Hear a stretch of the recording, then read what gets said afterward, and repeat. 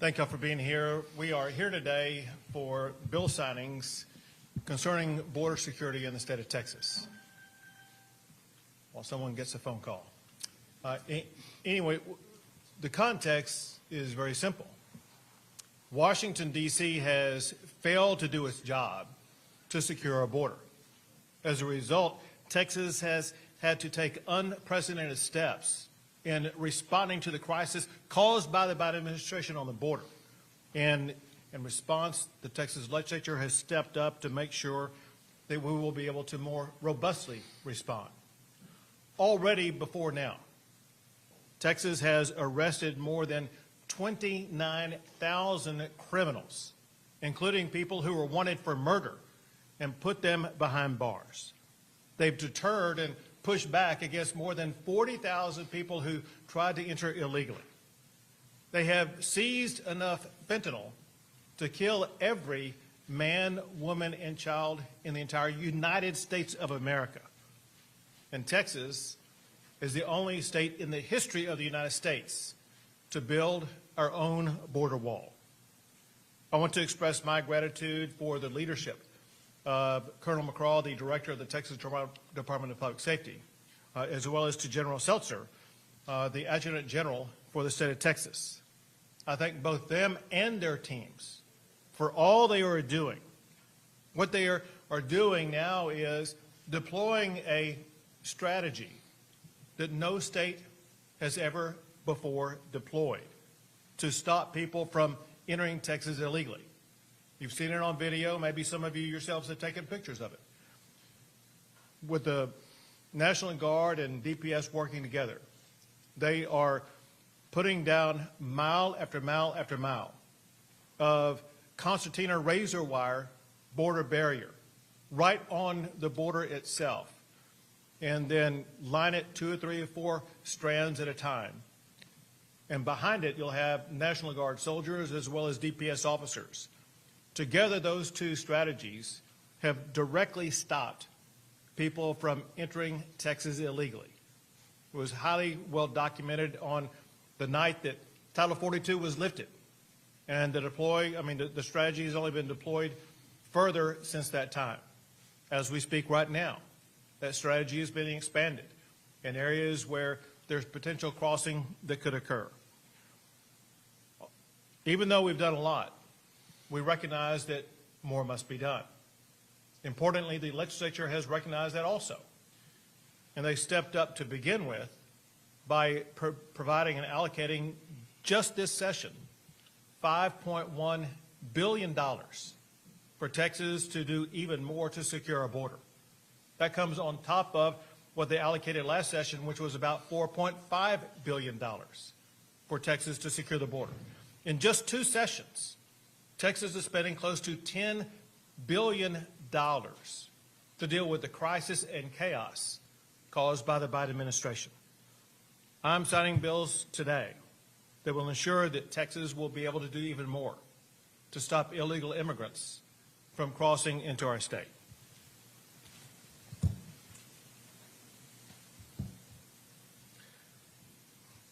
The first bill addresses one of the causes and one of the greatest threats to the border crossings, and that is the deadly and dangerous Mexican drug cartels.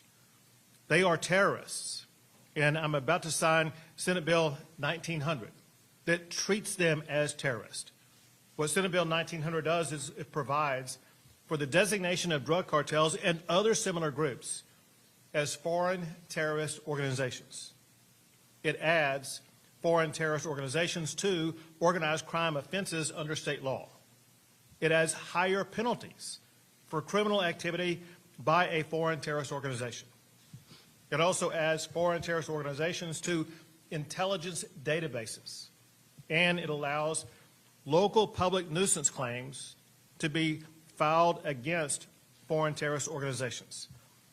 I want to thank Senator Cesar Blanco and House Representative Member Tracy King for working to get this to my desk.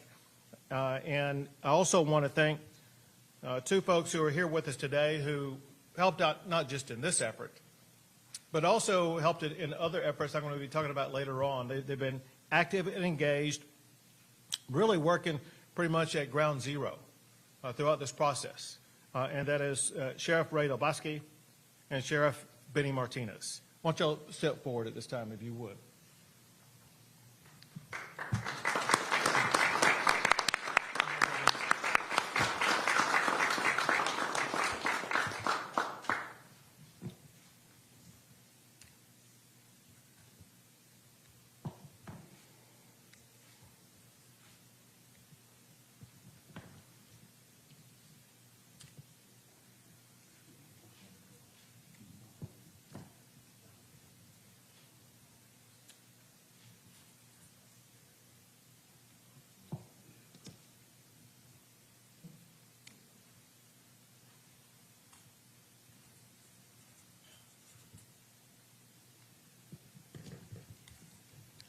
Senate Bill 1900 is now law in the state of Texas.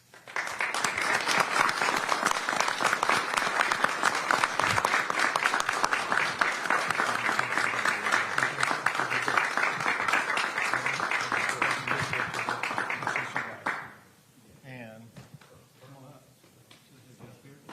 so we got you and there you go. Thank you.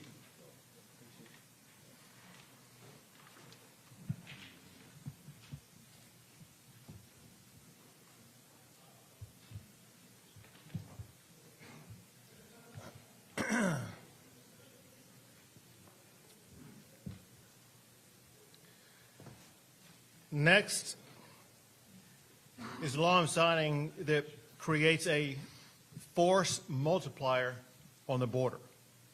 This is a situation that we're put in where we need all hands on deck, and Senate Bill 1484 helps to achieve that goal. It authorizes the Texas Department of Public Safety to train local law enforcement officials on cartel-related activity, as well as the best tactics to address border crimes.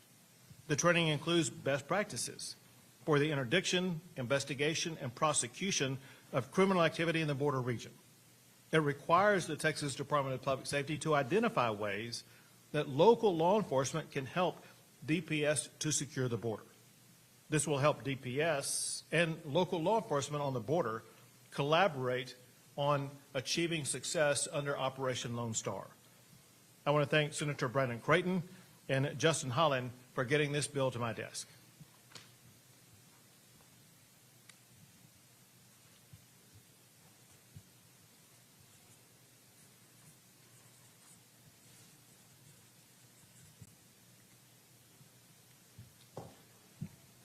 Senate Bill 1484 is now law in the state of Texas.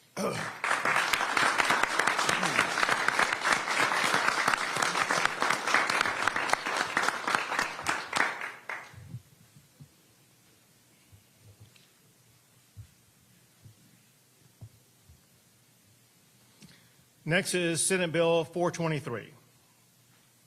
It fully authorizes the Texas Military Department to use drones to secure the border. They've been authorized to use drones for various other purposes. We wanted to make sure this was crystal clear in state law, that these drones could be used by the National Guard as they go about the process of securing the border. As I mentioned before, the National Guard is playing an essential role in helping the state to better secure the border from the open area that's been created by the Biden administration. Giving the National Guard the ability to use drones just expands their capabilities to do even more. I want to thank Senator Angela Paxton and House Member Terry Wilson for getting this bill to my desk.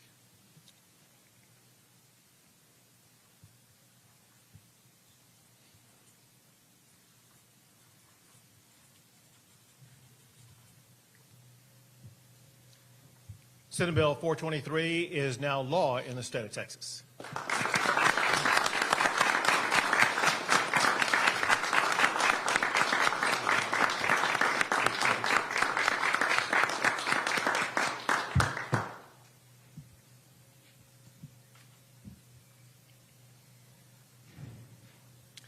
Senate Bill 1403 is another law to make our border more secure. It's another law that focuses on the concept of collaboration. It authorizes the governor to execute an interstate compact for border security among interested states that does not require approval of Congress.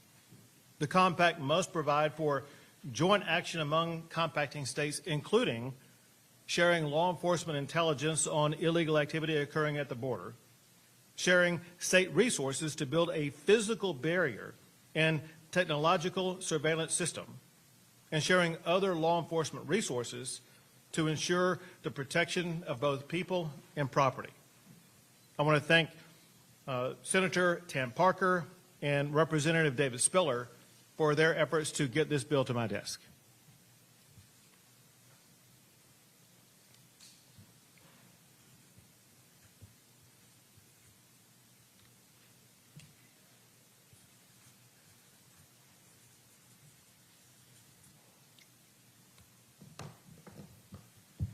Senate Bill 1403 is now law in the state of Texas.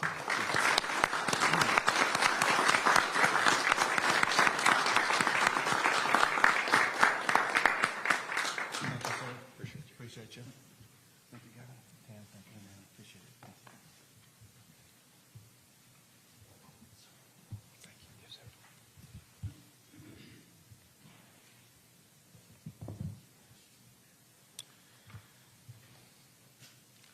There are a lot of devastating consequences because of Biden's open border policies, one of which are felt very acutely by those who live along the border or those who own property along the border where they farm or ranch. These farms and ranches have been ripped apart. And ever since I began going down to the border, talking to local officials after the Biden administration took over, one thing I heard time and time again is that these local ranchers and farmers, they needed help addressing these challenges. Part of the help is provided in the form of repelling illegal immigrants trying to come across the border. But you still have cartels and smugglers who cut through fences and property and destroy it. And these property owners have suffered massive dollar damages. They have to come out of pocket to rebuild their homes, their ranches, the lost cattle, etc. The state of Texas wanted to step up and address that challenge, and they did that in Senate Bill 1133. It helps property owners who have been overrun by the massive illegal immigration. Increased migrant and legal and law enforcement activity, particularly in border and rural counties, has left many landowners with substantial financial losses as well as property damages. What this bill does is it compensates landowners who suffered property damage on agricultural land, as well as, or as a result of, a trespasser committing a border crime of smuggling of persons, evading arrest, human trafficking, or a drug offense. Texas landowners may now receive up to $75,000 per incident. I want to thank Senator Cesar Blanco and Representative Tracy King for getting this bill to my desk.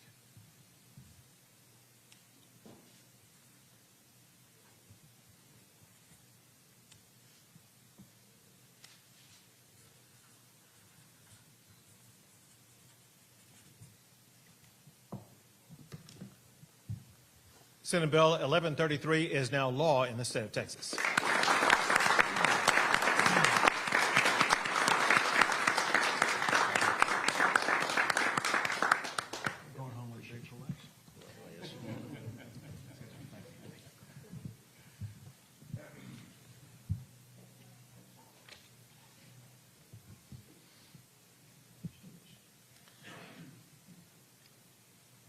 A request was made to the state of Texas by Border Patrol, where the Border Patrol could do even more to secure the border as well as secure the state of Texas if they were authorized to arrest people for crimes under Texas law.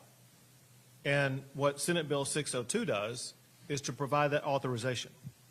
It gives Border Patrol agents more tools to secure the border and keep our state safe. It gives Border Patrol agents powers of arrest and search and seizure for any felony offense under Texas law if the arrest, search, or seizure is incident to a detainment under federal law and occurs at a port of entry or at a Border Patrol traffic checkpoint. I want to thank Senator Birdwell and House sponsor Sam Harless for getting this to my desk.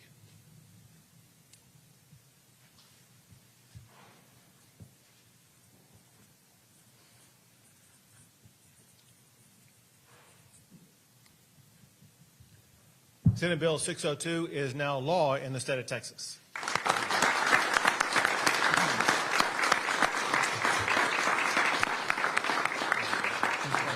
Thank you, sir. Good job. Got it?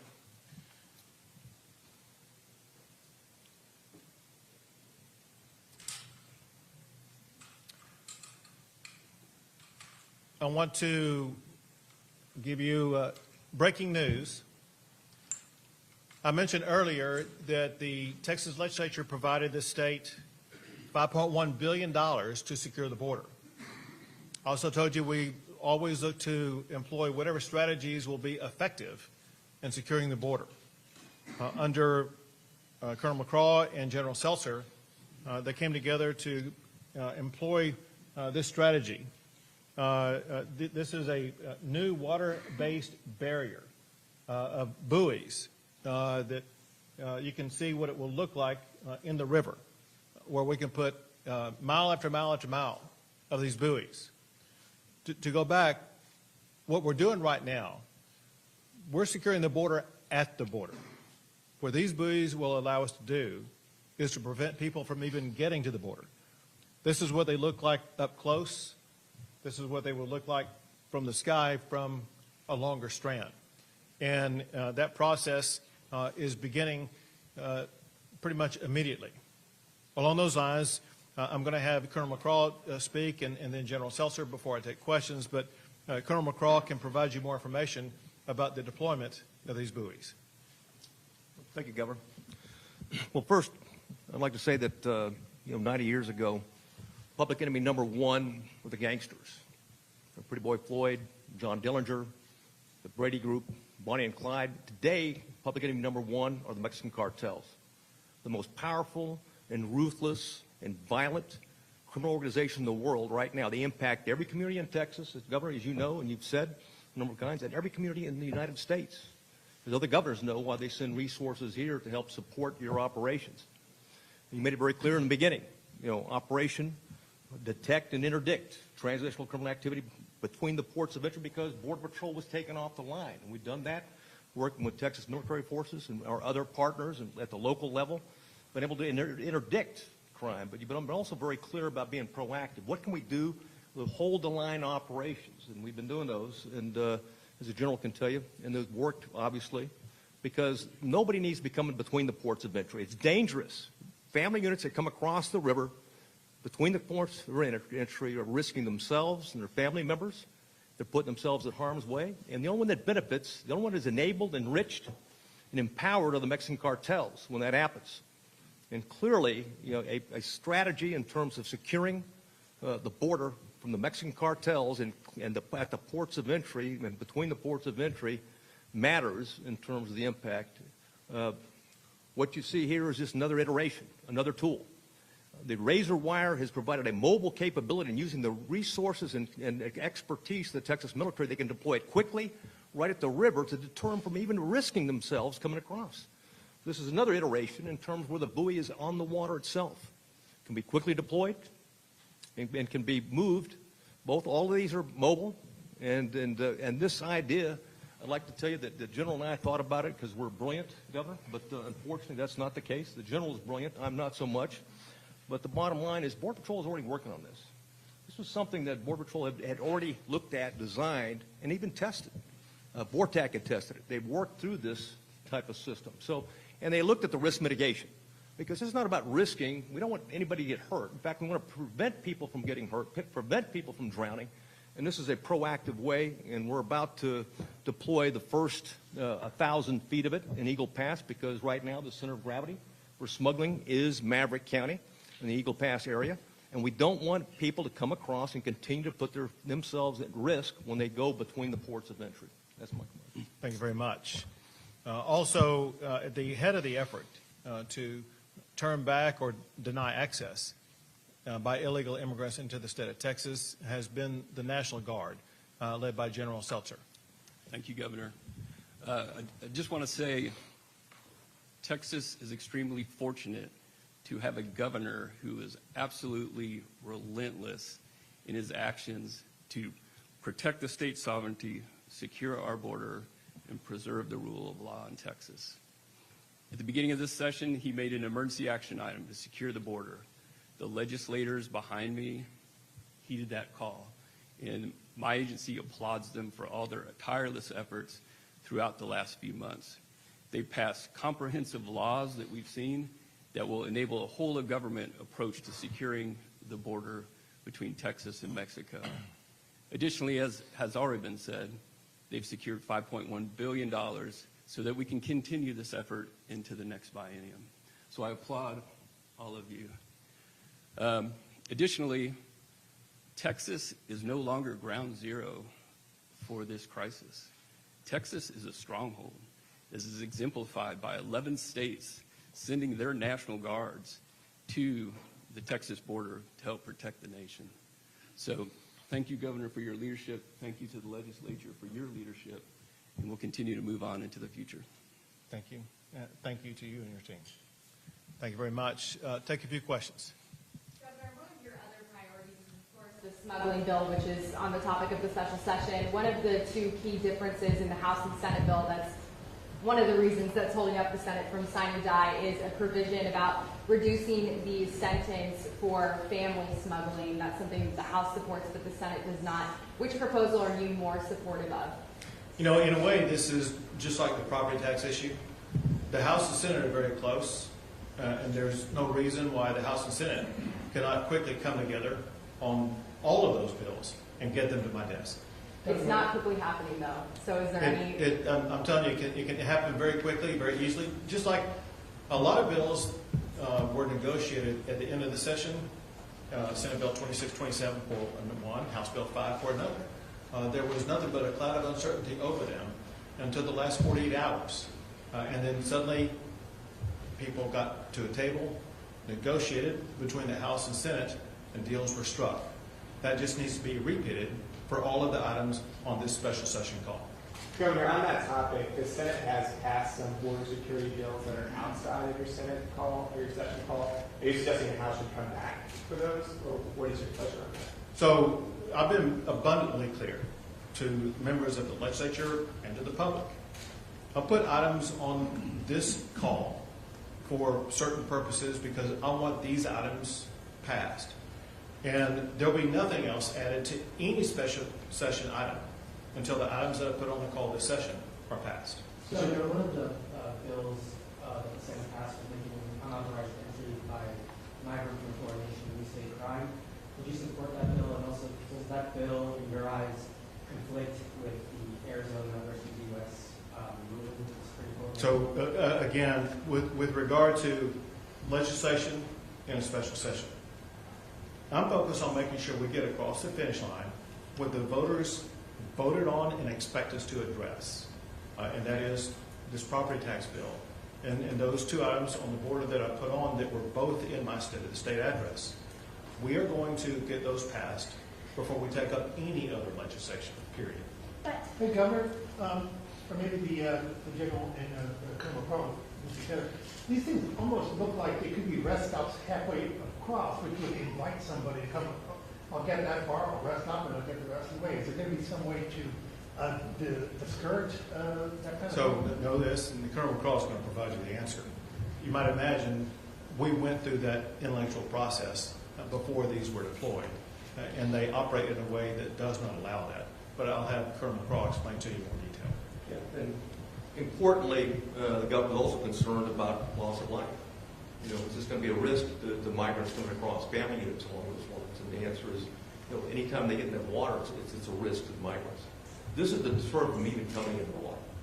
Now, it's not to say that this has been tested a number of times, a number of ways by special operators, tactical operators, specialists with Border Patrol.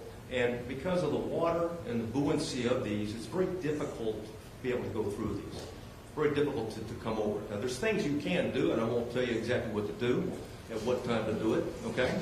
There's ways to overcome it, but it takes great effort. It takes specialized skills and equipment to do it. And the whole idea, though, is something we can do quickly, we can put it there, and it deters large groups of people from moving in that area and control it. With it, along with the deployment of razor wire and a sufficient number of soldiers and troopers, you know, it's an in-depth defense. Do they extend underwater? To somebody from a distance, because I'm looking at it from here, so, yeah, I could grab a hold of that. Well, you could sit there for a couple of days, hold on to it. But eventually you're going to get tired and want to go back. Question, do they extend underwater? Do they extend So again, underwater? Go back on the full length of Texas. As the Colonel has made clear, it will be deployed strategically to address areas that may be crossed. We wouldn't want to deploy it if it's not an area that's being crossed. And so we will find the best strategy to deploy. Governor, what's the fiscal note on this? I can hear you. What's the cost of deploying those buoys? Well, I can tell you that it's under $1 million for our first deployment, and it depends on how much more is going to be acquired over time. And that'll be based upon the threat and what we're able to do. And of course, the legislature's put us in a great position with the resources on the barrier side, so we'll see. So that's not $1 million for 1,000 feet? Yeah, the initial thing is for 1,000 feet. What's the official date for installation? I'm sorry? The official date for installation and initial cost? July 7th. And how tall are they? These are about 4 feet. They can be 6 feet, depending on the water. They can be different height. They're actually been used overseas and for marine barriers to be able to, in a bay, protect it along those lines. So it's not like it's something that hasn't been deployed before. It's buoyant, which is important. You're talking about the floodplain. It doesn't break, and offset in the water. And it's something to be removed. Governor, we're going to ask you on Tuesday, what do you think of the impeachment of Attorney General Patrick? It's headed toward a Senate trial where there is every expectation of a full, fair, and transparent process. Do these separate packages? Can you swim under that? Is that, can you swim under those? Under versions, yes, you can and you can't. There's also webbing that'll go down and anchors to the bottom of the, so it's what option, what we opt for and what we deploy with it. That's it, guys. Thank you. If I just provide one last explanation that cannot be overemphasized, and that is a phrase that Colonel used moments ago was a layering effect. When we're dealing with gatherings of 100 or 1,000 people, one of the goals is to slow down and deter as many of them as possible. Some may eventually get to the border where they are going to face that multi-layer razor wire and a full force of National Guard and DPS officers, which they will not be allowed to pass. They both know they have one instruction: do not allow anybody to enter into the state of Texas, period. This is a barrier that will slow down and reduce the number of people who will even be able to make it past that particular barrier. Great, thank you, guys. That's all we have time for. All right. Thank you very much.